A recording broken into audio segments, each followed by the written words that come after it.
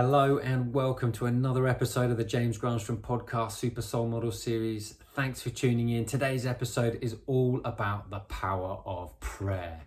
Everything I share with you in this podcast, everything I share with you in these episodes is all about to help you tune in to happiness, health and well-being. And it's great to be able to share information for you that you can take away and pluck and apply in your own life, so you get to have rich, rewarding experiences, because it's those experiences that you have once you've applied some knowledge or learned something new that you get these results that make you go, do you know what? I want to do this again. And that's the whole point of this podcast, to give you those practical and spiritual tools that you can use to apply to better your life. The world needs more people like you who have turned up, willing to want to learn and willing to do the work. Because it's when you do the work and you start applying and getting results, life becomes super fun. But there always seems to be like this little trialing period that happens before that time. And I want to dispel that myth and give you the shortcuts to be able to help make your life easier and more effective. So the power of prayer. I was brought up in a Catholic family. My mum's Catholic, my dad's Protestant. And I was just taught a few ways of praying. If I recollect, there are 4 types of prayers. One is a prayer of thanks, one is a prayer of blessings, one is a prayer of reconciliation or asking for forgiveness, and the last one is a prayer of petition, where you're like all praying as a community together for like, please help create more world peace, etc., etc. Now these are the types of prayers that I've learned, but it's really only later in life that I start to realize that prayer could take on a new meaning, and I could understand it from a different perspective, because I started asking better, deeper questions like, well, if I were to pray, what would be a really good way of praying? I mean, that in itself is a great question. But when I began to meditate, I realized that it became much more of a receiving part, and prayer being the asking part. So then I looked at this and I thought, oh, ask and receive. This is written in the Bible. So if praying is asking, then meditation has got to be receiving. So it's kind of like ask and receive. So I was like, oh, this makes sense. So if praying is asking, then meditation is receiving. Do I receive answers in meditation? Not really, but I do throughout the day. I get these little ideas, and these ideas just come as little thoughts. And those thoughts go, oh, that's a good idea, I'll do that. And that's how I receive ideas or answers to prayers that I've had or asked. That's my own experience. So why is prayer so powerful? And that's the key thing, is you may not be a religious person. This has got nothing to do with religion. This has got to do with spirituality. This has got to do with tapping into this spiritual part of yourselves. We are spiritual beings having a human experience, not human beings having a spiritual experience. It's that we are spiritual beings first. You know, there's only a part of us that exists inside of this physical form, and there's a larger part of us that exists outside of this physical form, which is taking up everywhere else, and that could be called your soul. Now, why is prayer so powerful? Prayer is usually used to help heal, and to heal means to help create a sense of wholeness again, back in the body and the mind and the soul. Prayer is also powerful because it can help create miracles. Prayer can help you find things if you've lost things, and prayer can help bring you the right people, can bring you the right job. You know, it can bring you even better weather. People have prayed for rain, people have prayed for sunshine. You know, there's so many different parts. People have prayed for a spiritual awakening, people have prayed to feel closer to God, or people have prayed to bring people back to them, to create harmony and love back in again. Anyway, prayer is really, at its core, meant to help create more love. That's the essential message of what prayer really does. At its core, if you ask and look under every statement of prayer or every asking, it's to help one feel better, which creates more love. That is the true underlying factor underneath every bit of prayer. Now, about 12 years ago, after I asked that question, I was like, well, how could prayer be more powerful? I went to a seminar with Greg Braden in London. Now, Greg Braden is an anthropologist and a scientist, and he's also a very spiritual man and a very interesting man indeed. And he told us a story from his book, which is called The Secret Modes of Lost Prayer. And in his story, he told us that he hung out with his buddy who was a Native American Indian, and they'd been stuck in New Mexico, and they'd had this drought for a very, very long time. It had not rained for literally months and months. And so he hung out with his buddy, and they went to some part of the desert, and his buddy drew a big circle in this sacred spot. Literally spent about 2 to 3 minutes in this circle, kind of like doing his own thing in the circle, and then said, right dude, let's go and grab a burger. And it was really simple, and Greg was like watching him, and he was thinking, what's my buddy doing, this Native American Indian? And he told him this story about don't pray for rain, pray as if you already have rain. So they grabbed the burger, they were having a bite to eat, and so Greg was going, what were you doing in those few minutes you were in that little circle? And he was going, I was feeling the feeling as if I was feeling mud dripping on my feet. I was feeling the feeling as if I was feeling the droplets of rain on my skin and wetting my hair. I was feeling the feelings as if there was rain pouring through the valleys and pouring onto the land. I was feeling the feelings as if there was so much water just flowing everywhere across the land. That's what I was doing. I was praying as if it was already happening. As if it had already happened. And Greg was like, wow, that's different. And funnily enough, that evening, it poured and poured and poured with rain. In fact, it poured for so much, it poured for like 3 days straight, full of rain. And what was really interesting was that Greg was looking at the weather patterns, and he was like listening to the news broadcaster talk about the weather. He was saying, look, I'm looking at the cloud, and it's kind of gone in this very unusual pattern. Usually the patterns of rain cloud don't follow this way, but it seemed to hit the specific part of town or area where they'd been praying for rain coincidentally. And Greg thought, that's really strange. How did this weather pattern and this newscaster, who was doing the weather, say, about the rain and it being not in the right pattern and just actually hitting the town where they happened to be praying for rain earlier, or praying as if it was raining, and this being a coincidence? Is that a coincidence? Greg kind of like going, maybe it is, maybe it isn't. But he went back to his friend and said, listen, we've prayed for rain and it's come in such abundance. And he goes, yes, what I've shared with you is what my ancestors have taught me from the Native American Indians. We could pray for rain, but we just didn't know how to turn it off.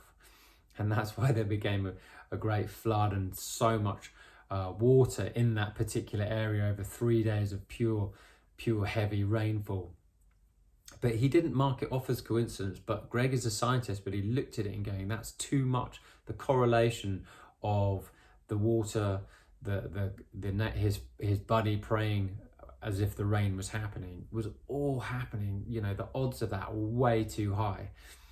And so that's what led me to understanding that and that's what I learned from Greg Braden, that the feeling is the prayer. So when you're praying, feel as though what you are wanting or have asked or asking for is coming. Ask and you shall receive.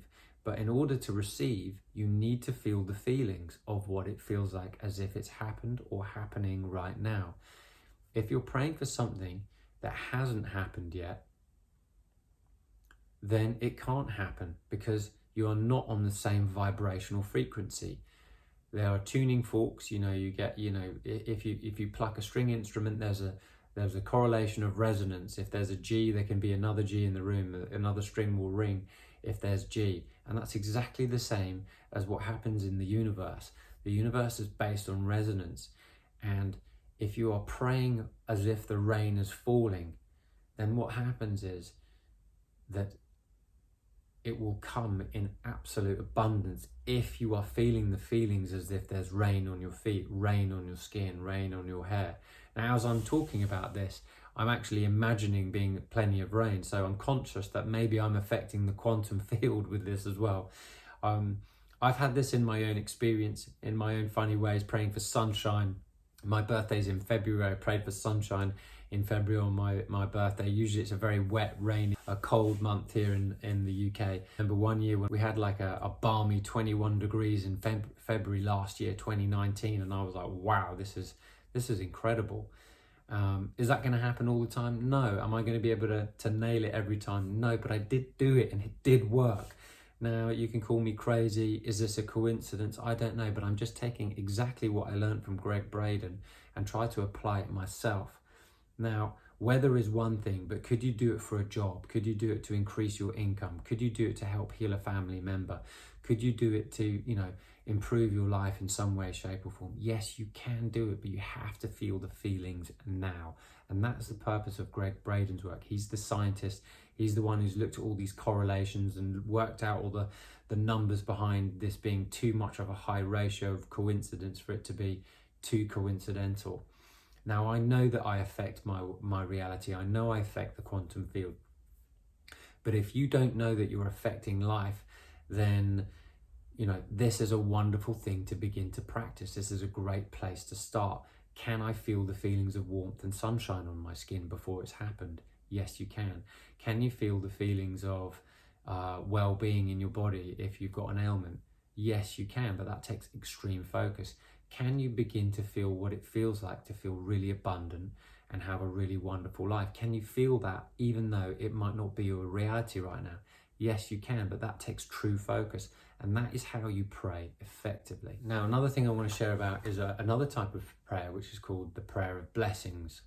Now, blessings are really powerful and important to me because when I started realizing that blessings were another form of prayer, that this became a really interesting experience. I would bless things and then realize what would happen in my life. Now, also, I'm wanting you to be open-minded here and also begin to think if there's something here you can practice it. So before every meal I have, I always bless my food. Now, I read about this in an old spiritual text, and it was like, bless your food and bless the water you drink, because when you bless everything, you increase its frequency. Now, Dr. Emoto Masaru, who has the Hidden Messages in Water, wrote a book in about 2005 of the same title, Hidden Messages in Water, that he would put certain words and blessings and pray underwater. Now, our body is about 60 to 70% water, and he was like taking frozen particles of water and infusing them with blessings. They had Zen monks blessing water, and he'd look at the structure before and after the blessing. One pattern looked like just nothing, and then another pattern with the blessing of the water from the Zen Buddhist monks. They had this beautiful crystal from the blessings, and it was like, wow, my golly, we're actually seeing scientific messages from this water, from nothing, no blessing, to plenty of blessing. This was from the Fujiwara Dam, which was quite heavily polluted water in Japan. And then when the Zen Buddhist monks had blessed the water, they had these beautiful snowflake crystals underneath the microscope.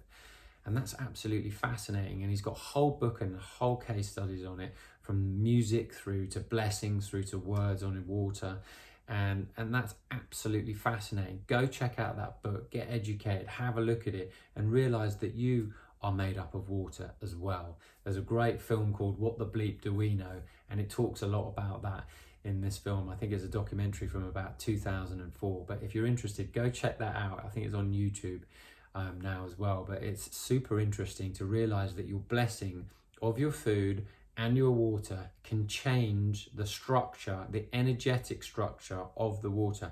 I don't mean the physical structure, I mean the energetic structure. Like if you ever take a leaf and you take a picture of a leaf with Kirlian photography, Kirlian, you take a picture, you can see that when a leaf comes off a tree, it's got this energy field or aura, very much like we do. I had my picture taken and it gives off all these colors. Now, these colors or this energy is the energy field. Now, every time you bless something, it makes that energy field greater. So every time you're eating a meal, wouldn't it be cool if you're making the energy structure of the food that you're bringing in to nourish your physical body? It's like improving the fuel. It's like putting the best fuel inside of your body. You're doing the best that you can to have lovely fruits and veggies, but at the same time, you're increasing the vibration, you're increasing the frequency of that food to to give you greater nourishment. And I know that every time I do that, I feel so much better, and it's become a ritual. And if you go to the Far East, they often do that. And I've noticed that because I've spent a lot of time in Japan. And in Japan, some of the people that I hung out with were doing this, and it's absolutely magical. It just makes the whole experience a lot more present, a lot more sacred. And our food and our meals are meant to be sacred. So blessing your food is really another level to improve your greater health and vitality. Now, I started doing this with other people as well. Years ago, I read a book from Deepak Chopra, and it was called Creating Affluence. And in that book, he talks about like everyone you come into contact with, try and give them a silent blessing. And I was like, oh, now I'm not going to be able to do that with everybody at first, but I'm going to start trying. And so I realized I'd just go around and I said, I wish that person happiness, health and wellness. And I'd start doing that. And you know what? I still do it to this day. But then I started tweaking a little bit. You know, I'd noticed that maybe if I had a problem with somebody or there's a challenge that presented itself in some way, I would just go, do you know what? I want to send that person love, and I want to send that person well wishes. So if you ever see any of my Instagram posts, I'm always starting saying, and I wish you well wishes, because whatever you send out is what's coming back. But when it comes from the heart, it's so much more powerful. And this becomes a powerful prayer. It's like your prayer becomes your life, so to speak. Everything and every interaction you're doing is uplifting another human in some way, energetically, even if it's a silent blessing. You know, should you pass a beggar on the street and you're not able to give them money, you could give them a silent blessing, which is, I wish you happiness, health and prosperity. You could do that, and you could do that today. And you might not have given or exchanged money, but you've given them well wishes, because anytime you're giving, you're also receiving. And this is going to fill up your heart health, and it's going to give you greater happiness. And your heart health is everything to do with your well-being. So every blessing you send always comes from the heart. It may initially come from the mind, but these blessings eventually come from the heart. And when you begin to enter the heart and live from the heart, powerful, wonderful things begin to unfold for you. It's like you become healthier, fitter, and have a greater sense of vitality and energy than you've ever had before. Now, another thing I want to share was another case study, and it was, it's a little bit out there, but I want to share it with you anyway. I was living with my buddy, and in my room on the other side of the property was someone living in the next building across, and I could hear that person from time to time, and that person would scream and be upset and make these really strange noises. And I thought, oh my golly, this is really weird. Should I go around and say something to that person? And there was a part of me saying, no, don't go and say anything. But I kept on putting my hand on the wall and saying, I send you happiness, I send you love, I send you peace. Now, this is almost the exact opposite of what most people would do, which is tell them to shut up or whatever, whatever vernacular you want to use. But, there was a part of me that was saying, this person's in pain, this person's suffering. What can I do to help? And I remember walking outside, trying to look up at the window going, what's that person? Can I see that person? What's happening to that person? As it happened, that person ended up passing away. They ended up transitioning. But for literally months, whenever I heard them squeal or make this strange sound, I kept on saying, I wish you happiness, I wish you health, I wish you peace. And then I found out that they passed away, they transitioned, and that was the greatest thing for them. Maybe passing away was the greatest thing for them, to release the resistance out of their physical form and then into the next life. And that is really important, and it really hit home for me, because when I heard that person passed away and transitioned, I thought, I just wonder if my prayer of blessing that person every day, or whenever I heard those sort of strange noises, had made an impact. I can't tell you for sure, but I can tell you this, I felt greater peace. Now, Ralph Waldo Emerson, a great essayist, and who's written amazing quotes, he wrote, the only peace you can ever have is what you find within yourself. You can't get peace from outside, it has to come from within. And I noticed that every time I was doing those blessings and wishing that person happiness, health and peace, I was also offering it to me. And I felt that my nervous system and my level of calm had kept on improving to a new level, and I wasn't necessarily reacting to that noise on the other side of the wall, but I was creating more peace and harmony, which was what I was wanting to do. Now, if you ever feel like you're out of harmony with anyone else, just silently wish that person health, happiness, and peace.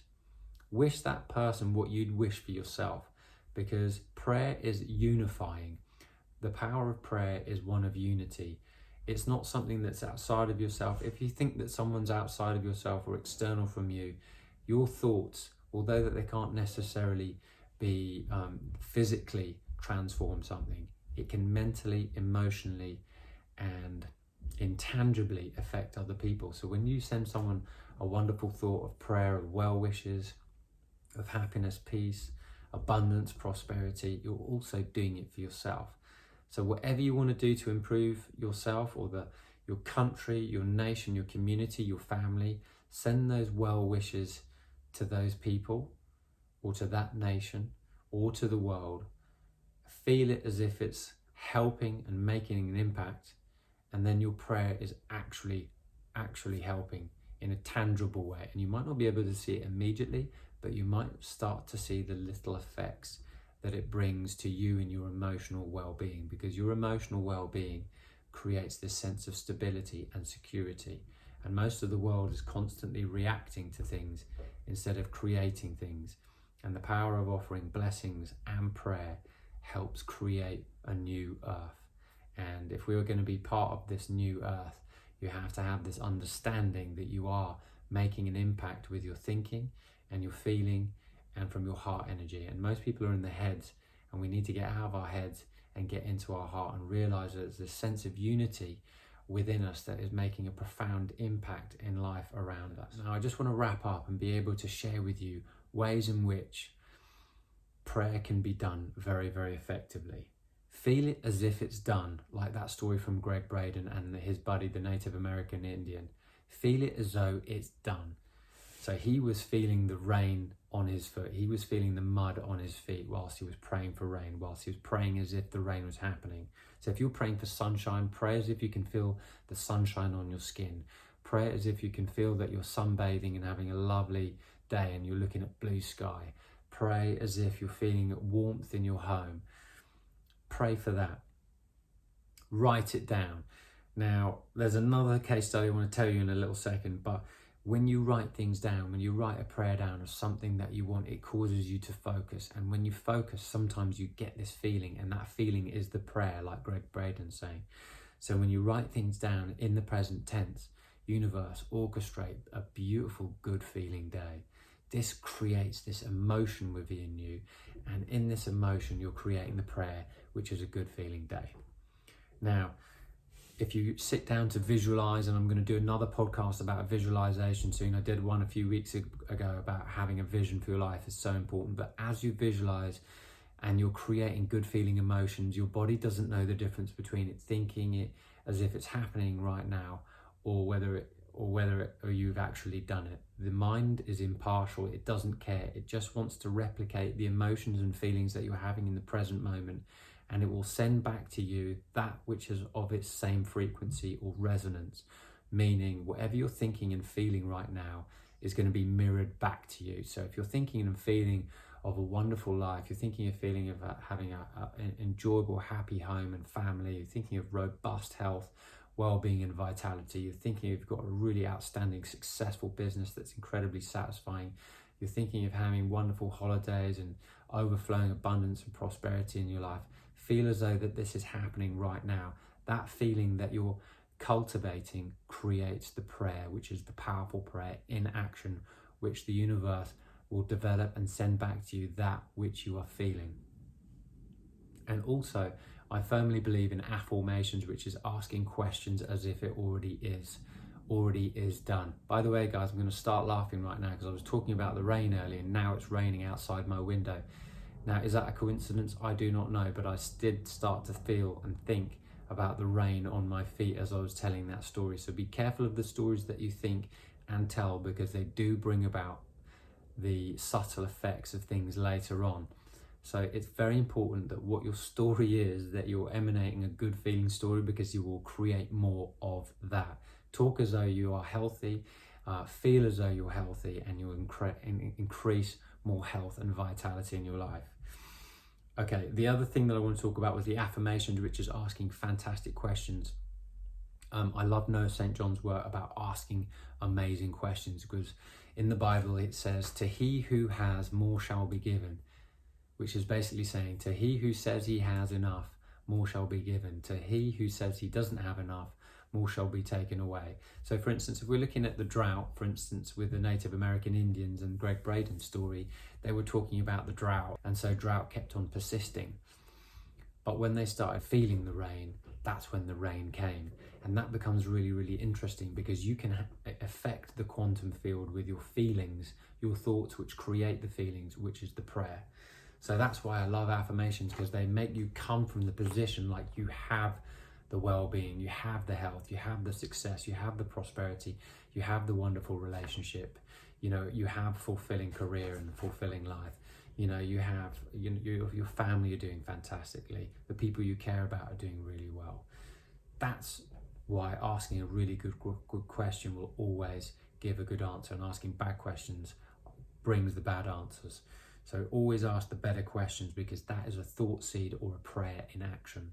And as always, like I said before, bless your food, bless your water, bless anyone you come into contact with, bless the people that you might be out of balance with, and notice how much better you will feel, because the peace you feel affects you. So send blessings, send well wishes, send peace, send love, send harmony. And you can do that just by mentally thinking it and mentally sending out a wonderful wish of happiness, health and well-being for that person. And you'll notice you will feel the peace. And when you feel the peace, then you're affecting the quantum field, and then you're allowing the universe to bring back to you that resonance. So guys, that's today's show. I hope you've enjoyed it. I hope there's been something there for you in the power of prayer, something that you can put into action and start trying for yourself as it starts to rain now, as I've told that story about praying for rain as if it's already praying for you. It's amazing to see these little things. Now, you're not going to know that it's raining in my world, but that's not important. That is just a message of what works for me in my belief system through my own experience. That shows me that I have the ability to affect the quantum field. Now, can you go and do that in your world? Can you go and think and feel as though it's already happened? Because if you can, then you are praying with great power and effectiveness. It takes practice to work that muscle, to start emitting those feelings and emotions, but you will realize that you are making a profound impact in the world around you when you're able to do these little things and start trying them regularly. It's like going to the gym and being your first day in the gym. It takes a little time to practice, but you'll get better as you go along. Anyway, if you've got any questions, feel free to hit me up and DM me on Instagram or on YouTube. I love answering any of your questions. And if you haven't already, please like and subscribe to the video, and please like and subscribe to the podcast, so I can keep bringing you more and more wonderful content that's going to open your mind and show you the real power of who you are, human magnificence in form. Thanks for tuning in. And as always, I wish you green lights all the way.